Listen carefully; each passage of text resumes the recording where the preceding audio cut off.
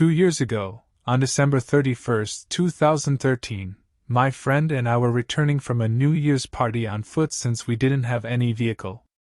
As we walked towards home, we arrived at a dimly lit street with no streetlights. Luckily, I had a torch with me, so I retrieved it and switched it on. The street only had one house, a massive one where the owner tragically committed suicide a week earlier, specifically on December 21st. We were acquainted with the previous resident, who had always been kind to us. However, the house now stood empty. As we approached the main gate of the house, 2 dogs suddenly appeared out of nowhere, growling aggressively.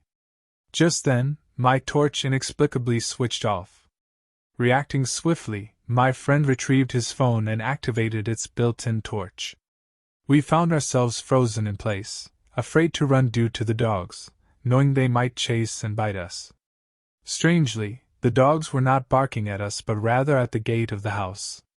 Curiosity and fear gripped us, and we both directed our gaze towards the gate. Suddenly, with an intense force that defied any wind, the gate swung open as if someone had pushed it, prompting the dogs to rush inside the house. Overwhelmed with terror, we were rendered speechless. Fearful glances were exchanged before a chilling sound reached our ears, the anguished cries of the dogs.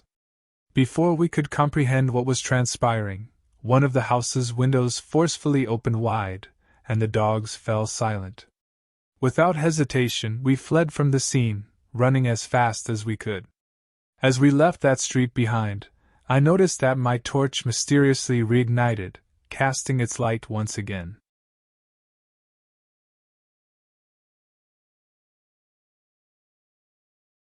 When my son was born, I resided in a magnificent 110-year-old house that had been meticulously restored to its original splendor.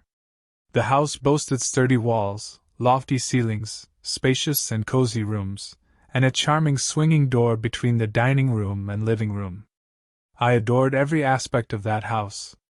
Occasionally, I would catch glimpses of something in my peripheral vision, a fleeting flash or a subtle movement. However, I never dwelled on these occurrences as I was occupied with the responsibilities of being a single mother to a young child.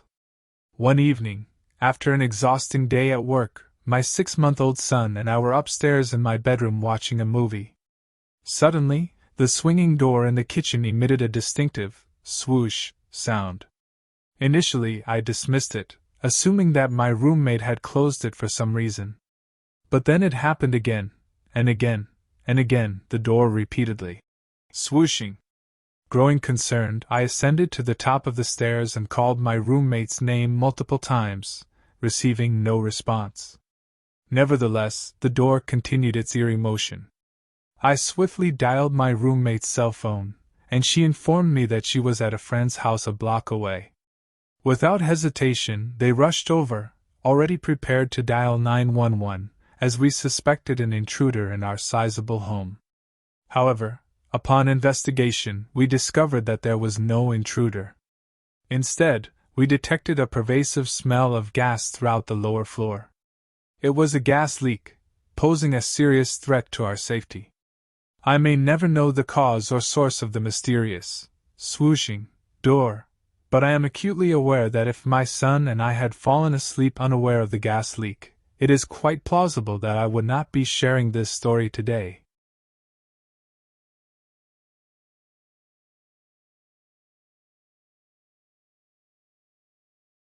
Back when I was in the 10th standard, I can't recall the exact month, but it was definitely during the summer season. Power cuts were a common problem in my city. On one such night, we experienced a blackout, prompting my family to decide to sleep on the roof of our house. By around 10 o'clock, everyone had fallen asleep.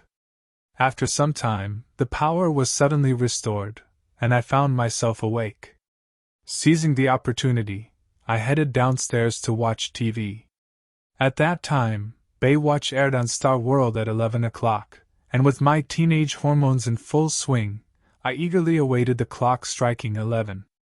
I channel surfed for about 10 to 15 minutes until it finally reached 11, at which point I started watching the show. After enjoying it for 15 minutes, I felt satisfied, turned off the TV, and returned to the terrace to sleep. However, I was still feeling aroused, making it difficult for me to fall asleep. After 15 to 20 minutes of restlessness, I heard a knocking sound at the front door of the house. Initially, I dismissed it, assuming it was some animal rubbing against the door. But when the knocking persisted at regular intervals, fear crept into my thoughts. Suddenly, I heard the voices of 2 or 3 men on the road outside. Encouraged by their presence, I summoned the courage to investigate who was outside. Cautiously, I crawled towards the balcony grill in the total darkness of the terrace, with only a distant streetlight providing limited visibility. As I raised my head slightly and placed my eye against the balcony grill, what I witnessed sent shivers down my spine. There was a woman wearing white clothing and a bun on her head. However, as soon as our eyes met, she looked up and called me using strange gestures and peculiar sounds. There was something off about the way she called me, something I couldn't quite put my finger on, but it was undeniably eerie. Despite the darkness obscuring her face, I couldn't tear my eyes away from her. I felt frozen with fear for a few seconds. Eventually, I managed to regain my senses and quickly retreated. The peculiar sound continued for another 5 to 10 seconds before abruptly stopping. That night, I was left utterly terrified. The following morning, I woke up and chuckled at myself, dismissing it as a misunderstanding caused by the poor lighting conditions. However, after 2 days, I casually mentioned the incident to my grandma. I didn't divulge the full story, but just the main details.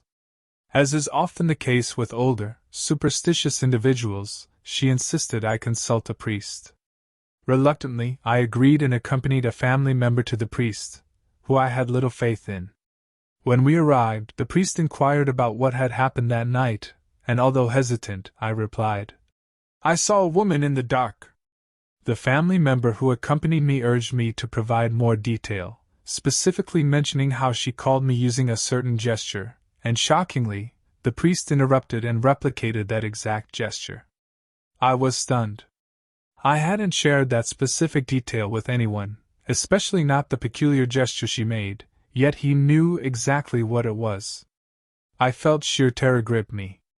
The priest gave me a tavise and instructed me to wear it around my neck, warning me that I was fortunate not to have seen her face, as the consequences could have been dire.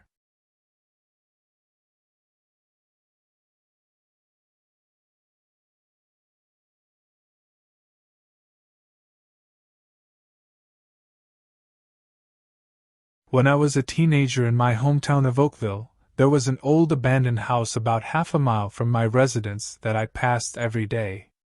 It was a dilapidated Victorian house with an attic and a sunroom, all boarded up and neglected.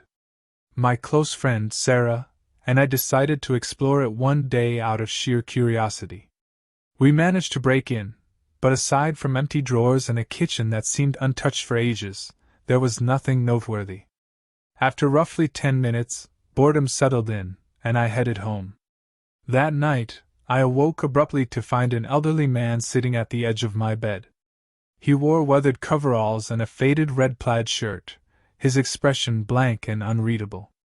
Shocked, I dashed out of my room and relayed the chilling encounter to my parents. Initially dismissing my claims, they eventually spoke to a colleague of my mom's, a longtime resident of Oakville. Astonishingly, he revealed that the man I had described resembled the former owner of the house and his son, whom he had known personally. Despite their initial skepticism, my parents now firmly believe that I encountered a ghost. Strangely, I never saw him again. In the years that followed, I revisited the house a few times, hoping for another eerie encounter, but nothing out of the ordinary occurred. Eventually, the house was demolished, roughly a decade after my sighting. Looking back, if I had known it was once a farmhouse, I might have conjured up a stereotypical image of an old farmer as the previous owner. Nonetheless, the mystery surrounding that fateful night remains etched in my memory.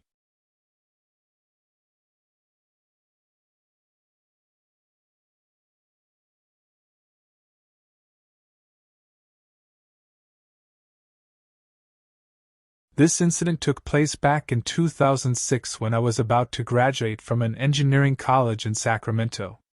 I used to live in the riverfront apartments on the 19th floor with my 2 roommates. It was one of the tallest residential buildings in the area at that time. 2 of my close friends, Mark and Alex, also lived in the same building on the 3rd floor. And then there was this girl, Obina, who lived on the 13th floor. Obina was very close to Mark and Alex, and she often spent time at their apartment. Both Mark and Alex secretly had feelings for her but never let it come between their friendship. However, Obina seemed to carry a constant sense of sadness due to some family issues. I don't recall ever seeing her smile. Then came that fateful day when I learned that Obina had taken her own life by jumping from the 13th floor of riverfront apartments.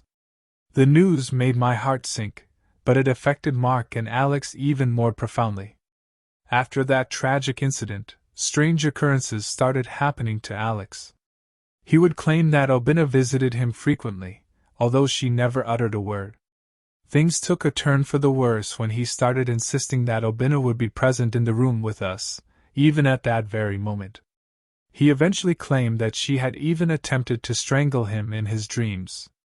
However, the turning point in my perception of spirits came on a specific evening around 8 p.m. I was in the Central Market of Sacramento when I received a distressing call from Alex.